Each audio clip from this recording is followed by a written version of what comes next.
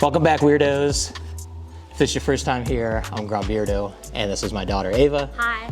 I make Grom-related videos, Grom life, Grom group rides, small moto, mini moto stuff, tech stuff. With winter coming, you're gonna see a lot more tech stuff, which brings us to today's video, how to properly winterize your Grom. So those of us that live in the north, we have to winterize our stuff in the winter because we don't ride in the winter when there's snow on the ground. Well, there's some crazy guys that do, but that's not me. This is just some of the BS we have to deal with living up here in the north. There's gonna be two basic parts of this video. First part, what you should do, the proper way to winterize your Grom for the winter. And then the second part is gonna be what I do. So at least you know the right way to do it, and then there's my way. So that way I can't say I didn't tell you. Okay, first part. This is what you should be doing every year when you put your Grom away for the winter. You wanna do a full yearly service on your Grom, everything. Adjust your valves. Go ahead and ride the bike around, get everything warmed up to temperature, and change your oil, your filter, and your spinner. You get contaminants in your oil just from using it, and you want that stuff out. It's partly acidic, so you want that stuff out of there over the winter. You don't want that stuff just sitting inside your engine all winter.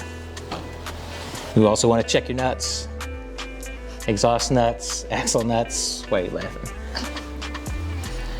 Next, you want to make sure you clean and lube your chain. Check your brake pads. If they're low, you can order some new ones. It's wintertime. This is the perfect time to be ordering parts. That's why we're going through all this stuff, so you don't get screwed in the spring. Check your tire pressure. You can just bump it all the way up to the maximum and then recheck it in the spring. A battery tender. You can get a lead on the battery tender, like this, and plug it into a battery tender, or you can just remove your battery altogether. Fuel stabilizer. Something like Stabil, Starbright, there's a whole bunch of different ones. The Stabil with ethanol treatment is what I've been using lately. That's all. This is all those things need to be done if you're storing your Grom inside. If you're gonna be storing it outside, it gets a little more difficult. I know a lot of you guys live in apartments. If you can't get them up to the third floor or whatever, if they gotta be outside, you don't wanna do that, but I know you have to. You gotta worry about rodents getting into your exhaust and your intake, so you wanna cover those up with aluminum foil. A plastic bag isn't gonna do it. It needs to be aluminum foil. Mice aren't gonna wanna rip through metal to get to a place to make a nest for the winter. You also wanna remove your seat. They wanna hide underneath your seat and make a nest in there. And eat your wiring, which is always awesome. And you also wanna remove your battery. Not so much for any kind of maintenance thing, but so nobody steals it.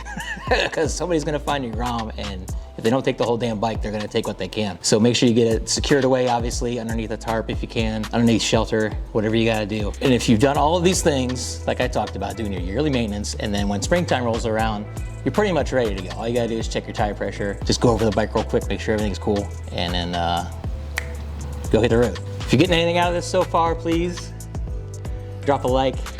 I would appreciate it. There's a lot more than you can imagine. If you want to subscribe, that'd be cool too. Part two. So this is what I do. The fuel tank, it's metal. So I fill it all the way up with gas to the top. Sometimes I put stabilizer in, sometimes I don't, whatever. If you got a plastic tank, I don't know what the clones are like, but they have a carburetor too, so you want to drain the gas out of it. A metal tank, if there's air in there, that's where you're gonna get the oxidation from. If it's full of gasoline, some of that's gonna vaporize off because it's a vented tank. But if you've got the whole thing filled up to begin with, you're gonna minimize the surface area that's gonna be able to oxidize and rust. That's just my thought process. So I fill the gas tank up, and then I throw a cover over it, and that's it. I don't do anything else. I haven't had problems with dead batteries. I haven't had flat tires, any of the, I'm really strict about mice around here. That's like, I freaking hate mice. So I make sure that I've got traps out all year long, and there's no mice getting in here. If they do, you're gonna get curb stomped. So I don't have to worry about that stuff in here. Don't worry about it. You're gonna kill them? Yeah. So that's all I do to my bike. Come springtime, then I have to go through and do all the yearly maintenance, all the things that everybody should be doing in the fall in the winter when they put it away. And then that usually means I end up missing out on a couple of days of riding because I'm dicking around with the bike getting it ready to ride. When I should have done the stuff before and it would be ready to go. Along with all the other stuff that's going on in the spring, getting everything else out. So it would behoove you. What does that mean? Big words, big words. Wow. What does that mean? It would behoove you to do all this stuff that I said in the beginning before you get your Grom put away for the winter. If you live in the South, that's great. That's not us. We live in the North. Behoove you. What does that mean? This is It part 4. would be in your best interest. So those are my thoughts on winterizing your Grom for the winter. If you got anything from that, awesome. I hope you did. She insisted on being in the video, so. Hi. Great. Thanks for watching, guys, and I hope to see you out on the next group ride. Next video is going to be some other kind of tech thing, I don't know. I'm probably not going to be doing them every week over the winter, just because when you have a motorcycle channel and you can't ride your motorcycle, it kind of limits your content down a little bit. But I got plenty of tech stuff coming up, so stay tuned, and I'll talk to you soon, guys. Take care. Bye. Bye.